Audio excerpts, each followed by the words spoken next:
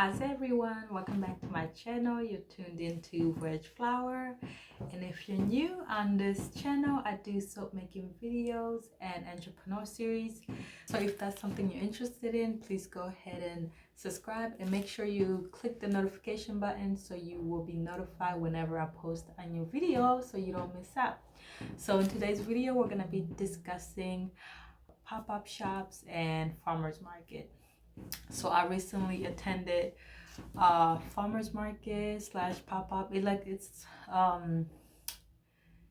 a makers market, so they have all the handmade craft. It's like carved wood, earrings, all those things. And I was a vendor there. I was selling my products, soap, body oil, and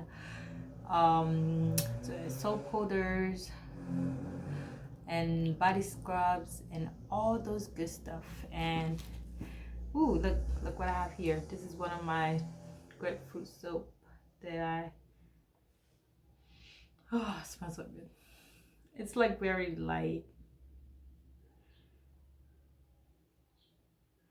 This is fresh out of it's a couple weeks old, so it's still in a curing process. But look at those salt, Himalayan salt. But yeah, that's what I was selling at the makers market. It's similar to like a pop-up shop, and it's also similar to a farmers market. At the place we held the event, it was it's the same place that had a farmers market. So once that was done, everyone came up to support small business owners who did handmade crafts. So today I'm gonna be talking about like how you need to prepare, like all the details on what you need, because I was watching some videos when I had to prepare for this event, and there were some few things that missed out. So make sure you grab your pen and notebook and write some of these things down if you're going to be attending an event like this. It doesn't have to be a maker's market. It could be like a pop-up shop or farmers market. So make sure you take some notes. I also wrote down some few things so I won't forget.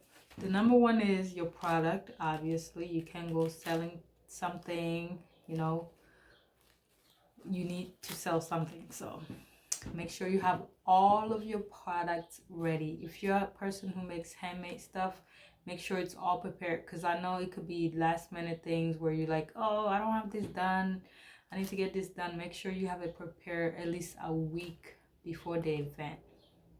So that's number one. Have all your product ready to go, and have all the tags and labels, everything ready like a week before. So that's number one. Number two, I'm just gonna list okay, so the other thing, number two, is you have to have all types, not all of them, but have the most important types of payment method. Most people are gonna bring credit cards, so don't just expect people to come and make a payment with cash. Although there will be some people making payments with cash, but like 80% of your customers will be paying with a card, especially through this time, through COVID. Like, people don't want to handle cash and all those things. So make sure you have your Square. Square is number one that people use. I was using Square, and it's very easy. You just put the amount you want to charge, swipe the card, and they get the receipt texted, email, or if you have a printer, you want to set those printer things up. People usually just email or text it to themselves. So that's one thing. I highly recommend setting up a Square account and getting your Square ready for the payment method, because a lot of people are going to pay with cards, and you want to make sure you're prepared, because you don't want to turn a customer away because you're not able to take their payments. Let's see. Yeah, make sure you also bring cash, like for change, because some people will come with like a $50 bill because they want to cash it and get some change so that they can use it for the rest of their shopping experience. So make sure you get cash for change so that you could you're able to give out change, because you don't want to be like, oh, sorry, I don't have change for the 20, you know. No, don't turn your customers away just because you're not prepared, okay? Bring your change and bring a square so you can take all payments. Also, you can also do Venmo, Zelle, you know, all those kind of payment methods. So make sure you have it all set up before the event. So that's number 2. Number 3 is make sure you get your taxes done.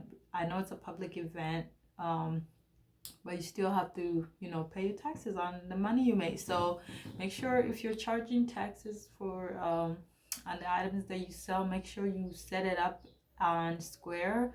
There's a way you can set it up, and the tax will automatically be charged to them on the app when you swipe the card. If you're also doing cash, people usually don't tax cash because, well, I don't know, but a lot of people don't tax cash. So, well, it's up to you, but most people don't charge tax on cash. But I would recommend you do, and do some accounting work on that. So yeah, make sure you charge tax and keep up with how much you're taxing people and all those things. Number 3 is the most important thing, because some people go to these events thinking that, oh, there's probably gonna be a vendor with selling food or selling, you know, making some food. No, not all events have those kind of vendors. Unless it's a farmer's market, then yeah, you can go. And even if it's a farmer's market, you know, they might not have what you're looking for, because most farmer's market just have like fresh things, like fruits and juices and cheese, you know, stuff like that. They don't really like have like a whole meal. So make sure you, because you're gonna be there for like 5 to 6 hours, so make sure you pack some food just in case there's no vendor there who are selling food. So yeah, that's number 4 on my list. Pack food and some snacks, and definitely pack some water so you can keep hydrated, or whatever you drink to keep hydrated. Pack it. You're gonna need it. You don't want to be grumpy to your customers because you didn't eat. You don't want to be a grumpy person to other people because you didn't eat. No, we don't want to have that. So say hello to them. If they're like, you know, okay, maybe like 7 feet. If they're like 7 to 8 feet away, you know, wave at them, say hi. Even if they don't buy from you, you know, say hi, ask them how they're doing and all that. You know, like participating in conversation and, you know, initiating conversation kind of brings them in, like, oh, you know, this is a friendly person, let me see what they're selling, you know. So make sure you start conversation and say hi to everyone that passes by, because some people might just pass by and you don't say anything, and just they continue going. But you know, most of them, if you say something to them, they're gonna stop and like, oh, why are they selling, you know. It might be interesting. So make sure you interact with everyone that passes by, literally everyone, even if they're not buying from you, you know. I had some people just come by, we'll talk, and then they'll take the business card, you know. They don't need the soap at the moment, but they'll take the business card and support me through other methods, such as like following me on Instagram, you know, favoring my store on Etsy and all those things. So make sure you interact with everyone that's around you. Make sure you smile, make sure you have a positive energy there, you know. Be happy, because happiness attract other people, and they're just gonna feel it, you know. They're gonna feel it in the air, and then they're gonna come to you. So yeah, food, we talked about food. Also, either at the beginning, I wouldn't recommend at the beginning of the event, like when you're setting up, unless you went and set up early. Then after you set up, you can like walk around, see what everyone else has. Also, what I recommend is don't set up next to a person who's selling the same thing as you. Because if you're selling soap and then you set up to another person who's selling soap, you know, you get a customer and they're like, oh, more soaps, yay, you know. Like, no, you don't want people saying, oh, more soaps, or oh, the other person's selling soaps, oh, so many soaps today. You know, make sure you set up next to a person who's not selling the same thing as you. You know, at least be like few, I guess, few setups away from them. So that way, you know, if the other person come, their mind is refreshed from all the other things they've seen. They're gonna see your soaps and they're like, oh, okay, I'll check out your soaps, you know.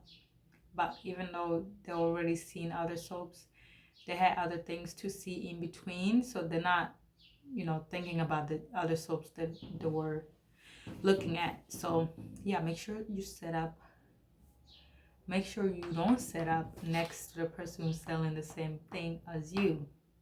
But if it is, let's say you're selling soaps, right, and you do natural soaps and the other person uses like micas and for synthetic fragrances, you know, all those pretty soaps with like sparkles and glitters and stuff and bath bombs, it's okay to set up next to them, but I would still recommend you set up like far away from anyone who's making similar products as you. That way people like get to experience other things before coming to you. Yeah, so that's my recommendation on setting up. Also, while we're on setting up, after you set up, make sure you walk around, check out the other local businesses that's there. You know, make sure if you like something, buy from them, you know, or take their business cards and follow them on Instagram. That way you guys keep in contact.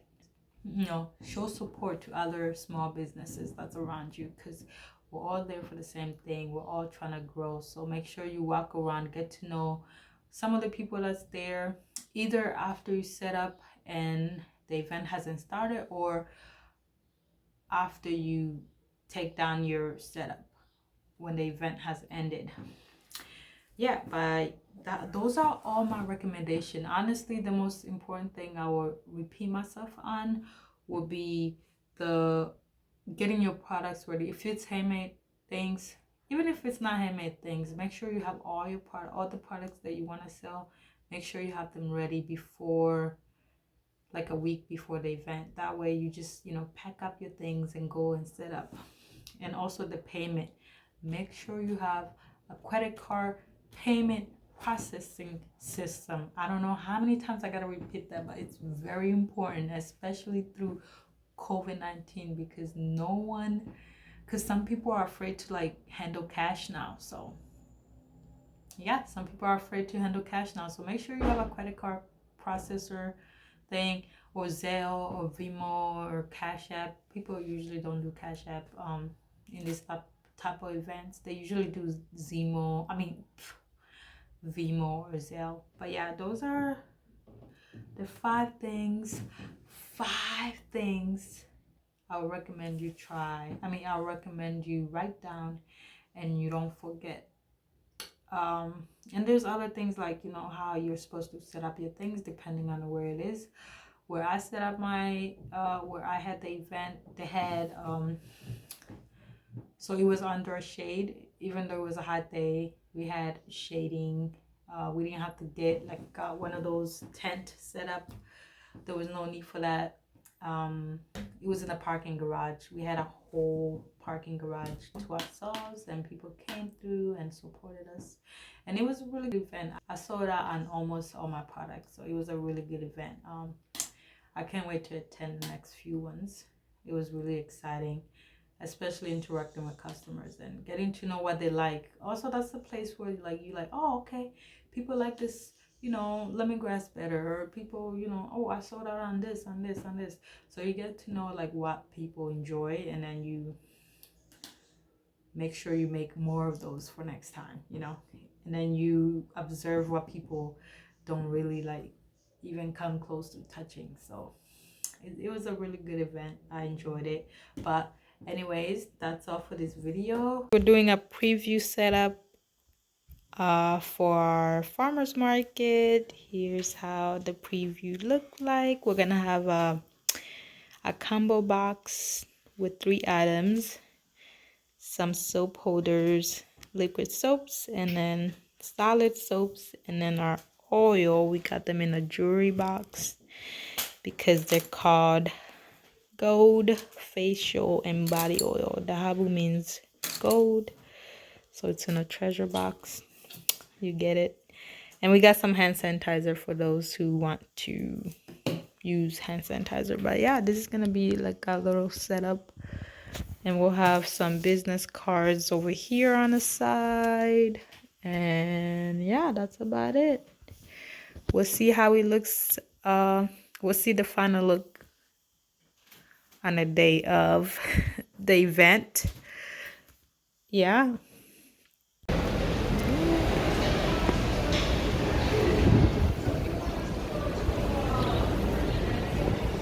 Murakoze for watching. I hope you enjoyed this video, and again, please subscribe if you haven't. And if you're always watching my video and if you haven't subscribed, why haven't you subscribed? It's just one click away to subscribe. It's free, and you're supporting my business, you know, without even making any type of payment. So please go ahead and subscribe to my channel and share and like this video. If you did, hit the like button right down below. I'm Mahoro. I'll see you guys in my next video. Bye.